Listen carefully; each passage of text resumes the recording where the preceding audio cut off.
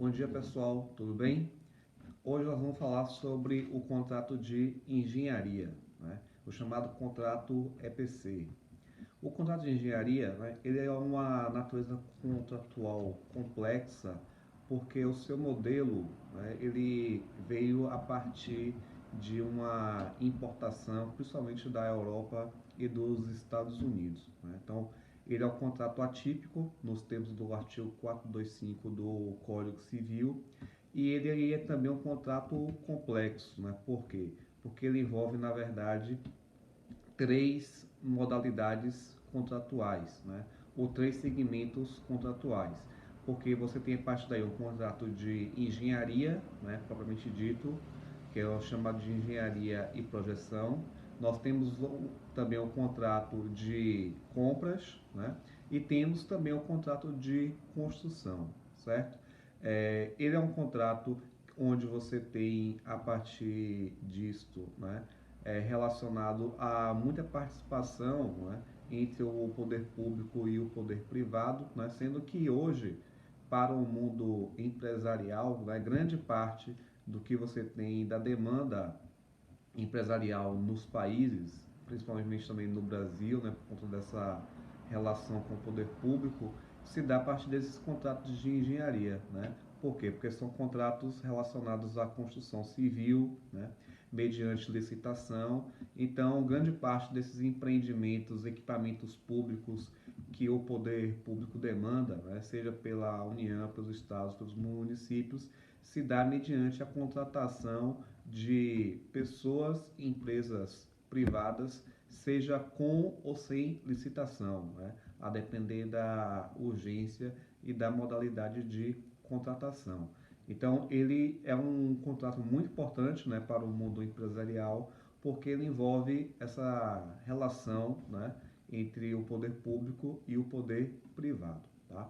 É importante ressaltar também que esse contrato de engenharia, né, ou engineer, né, como diz o termo em inglês, né, já que ele é um contrato importado, né, da Europa e dos Estados Unidos, como já falei anteriormente, ele envolve, portanto, três modalidades ou três segmentos. Tá? De novo, repetindo, que na verdade é o contrato de engenharia e de projeto, né? Daí você tem ainda o contrato de gestão de compras, né, que se refere a compras de insumos, contratações de intermediários, enfim, né? E temos o contrato de construção propriamente dito, né, que se refere à construção do equipamento que se pretende, tá? Embora você fale hoje em dia desse contrato de engenharia, mas ele não é um contrato novo, né, aqui no Brasil. Nós tivemos a importação desse contrato desde a gestão de Juscelino Kubitschek na década de 50, quando tivemos a ideia, né, pelo governo federal daquela época do projeto de 50 anos em 5. Né? Então, Juscelino ele queria, né, fazer um grande desenvolvimento no país a partir da indústria e demais ramos, né, como questão do petróleo, ramo automobilístico, né, ramo da própria construção civil, enfim. Então, já naquela época, nós tínhamos este modelo contratual. Né? Isso, inclusive, aqui na Bahia, vem assim também de uma forma muito clara, como você tem, por exemplo, o polo petroquímico de Camaçari. Né? Ali você tem um exemplo clássico de um modelo de engenharia, né? Onde você tem uma área urbana que foi construída a partir de um complexo de fábricas, né? E depois esse complexo de fábricas foram paulatinamente ocupadas por diversas empresas do ramo da indústria de diversos segmentos. Né? Então você tem ali ramo de borracha, você tem ramo de petróleo, a indústria do plástico, enfim. Então aquele complexo ali de Camaçari, né, foi providenciado, né, pelo poder público na época para incentivar esse processo de industrialização, né, se dá também a partir de um contrato de engenharia por conta disso. Né? E mais recentemente, nós também temos tido, né, mais exemplos de contrato de engenharia com os próprios mega eventos esportivos da Olimpíadas de 2016 e da Copa de 2014, né?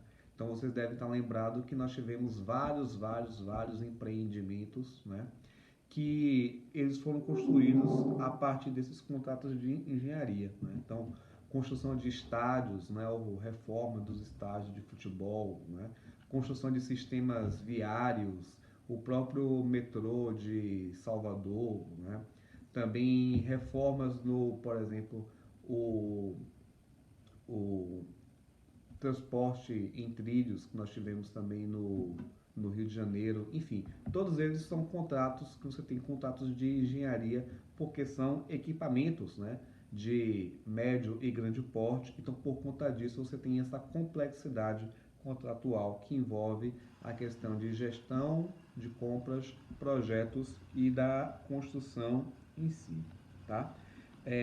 Vale ressaltar, né, que na década de 70, nós tínhamos o decreto 66717, né, de 70, que determinou inclusive que esses contratos de engenharia eles apenas poderiam ser executados, né, e serem contratados pelo poder público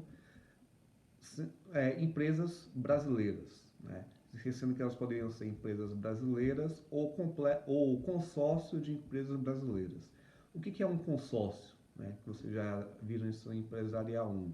Um consórcio nada mais é do que duas empresas, elas se unem, né, para realizar um mesmo objetivo, um mesmo projeto, ou para tocar um mesmo contrato, né? Então, isso a gente viu com bastante frequência nesse período, por exemplo, da Copa do Mundo e da Olimpíada, onde você teve consórcios entre a Odebrecht, né, Gutierrez, Santa Helena, enfim, outras, né, que e por eles se juntaram, né, formaram um consórcio, que é uma pessoa jurídica apenas, né, formado por várias empresas, e a partir daí elas foram contratadas pelo poder público, né?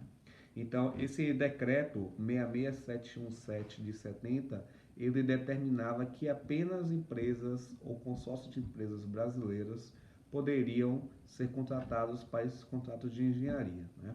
Isso se dava para quê?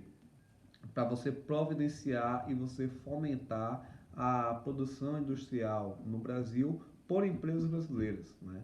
Ter a própria o incentivo de criação de empresas brasileiras desde esse ramo para que elas viessem, portanto, a tocar esse tipo de projeto, esse tipo de negócio empresarial, né? Entretanto, esse decreto 66717 de 70, ele foi revogado em 1991, né, onde permitiu que qualquer empresa brasileira ou estrangeira, inclusive consórcio de empresas brasileiras e estrangeiras, né, formassem consórcios para executar esses contratos de engenharia, né? E caso mais típico que a gente tem hoje em dia, por exemplo, é o consórcio que é formado por empresas chinesas para construir a ponte Salvador-Itaparica, né? Então isso também se dá a partir dessa revogação do decreto 66717 de 70, feito em 1991, e também das próprias leis aplicáveis e criadas de 91 para cá, desde então, como por exemplo a lei que regula a parceria público-privado, né? Que é a lei ainda dos anos 2000, certo? Bom,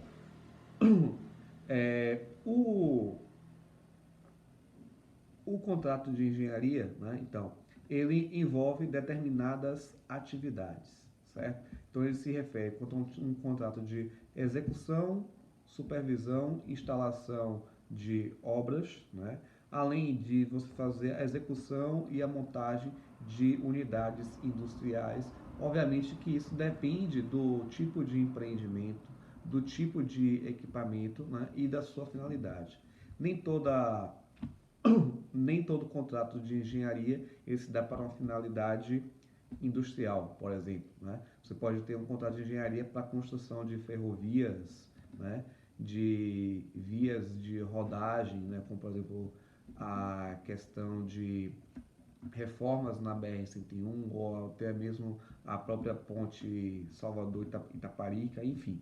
Então, isso, a questão quanto à execução, montagem, supervisão, ela vai depender muito do tipo de contrato, né, e a sua finalidade do ponto de vista específico, né, já que ele se aplica a quase todos os equipamentos, seja eles públicos ou privados, né? Então você pode fazer isso desde a construção de trem-bala, né, até uma escolinha municipal. Tudo isso você pode aplicar, tá?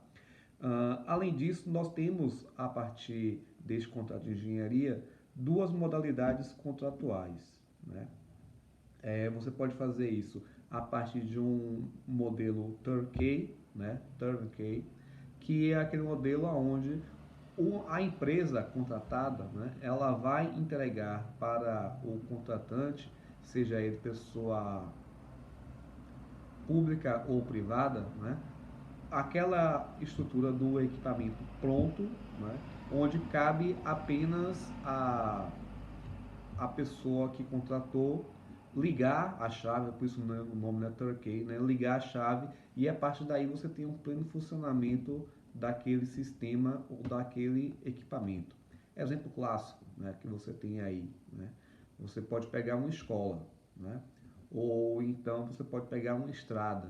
Então, se você for pegar uma estrada, vamos lá, uma estrada com pedágio, e aí a pessoa que for responsável pelo projeto, pelo contrato de engenharia, vai ser a mesma pessoa que vai, por exemplo, controlar e fazer o pedágio, né, e as obras de manutenção daquela pista, né, como você tem aqui, por exemplo, no litoral norte. Então, o projeto ele vai ser entregue, né, à pessoa que contratou, né, que aí pode ser um município, pode ser o governo estadual, pode ser o governo federal, onde basta que você ligue, né, as instalações para que ele venha então a funcionar, né? Então esse é chamado turnkey, né? Aonde a empresa contratada, né, ou o consórcio de empresas contratadas, elas vão fazer toda essa atividade de engenharia, projetos, execução, supervisão, construção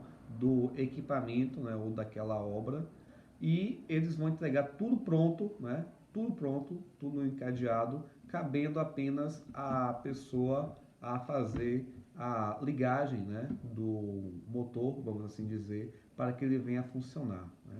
Outro exemplo que a gente pode pegar também, nesse caso, é o próprio metrô de Salvador, né? O metrô de Salvador ele foi contratado pelo governo do estado da Bahia, né? Então, entre idas e vindas, foi contratado pelo governo do estado da Bahia para a CCR, e aí a CCR entregou todo o sistema pronto, né? Então, o sistema de cobrança de tarifas, emissão de cartão, a tecnologia dos próprios carros que compõem o metrô e tal, né? E aí coube apenas ao governo do estado inaugurar, e o projeto começou já a funcionar, a ser tocado pelo próprio CCR, que também foi a empresa que, por licitação, ganhou o direito de executar esse serviço, né? Mas temos, por exemplo, um contrato que é o próprio contrato de apenas de projeto, né? Onde você não tem o modelo turnkey. Por quê? Porque cabe apenas à empresa contratada ela fazer um projeto, né, de engenharia e de construção, mas para o funcionamento, né, daquele equipamento, daquele empreendimento, é necessário que você tenha, né, por parte da pessoa contratante ou para a pessoa que foi designada, né, para executar, para contratar, né, que ela tenha toda uma gestão de funcionamento daquele sistema, né? Então, por exemplo, você tem a Ford, né? Então, a fábrica da Ford, ela se instalou no complexo de Camaçari, certo? Esse complexo de Camaçari não foi construído pela Ford, né? Então, a Ford, ela recebeu do governo do estado, né, aquela área, e aí coube a própria Ford, né, a partir dali colocar um sistema de gestão de funcionamento, né? Então, a questão ali de logística, de metodologia, as táticas aplicáveis, né? As próprias normas internas de funcionamento da fábrica, os rodízios, os equipamentos que precisavam ser comprados para isso. Então, tudo isso, né, essa gestão, né, do empreendimento, ela precisou ser criada pela própria tomadora, né, que no caso aqui foi a Ford, né? Então, esse contrato de engenharia, ele não se aplicou, né, no caso aqui, todo o sistema de funcionamento, porque isso deu uma liberdade, né, para que o tomador, quando ocupar aquele equipamento ou aquele empreendimento, ele aplique da melhor forma a sua metodologia de trabalho e de desenvolvimento, né? Até porque esse contrato, ele posteriormente, né, ele pode a ser cindido, né, a FOR sair, né, do polo de Camaçari, e aí vai vir uma outra empresa ocupar as mesmas instalações que hoje é da FOR, e ela estabelecer uma outra metodologia, né, um outro programa de execução e de maquinamento, né, de acordo com suas próprias especificidades, de acordo com o seu próprio layout, sua ideologia e sua própria metodologia, tá bom? Então, no próximo vídeo eu vou acabar de falar sobre o contrato de engenharia, tá bom?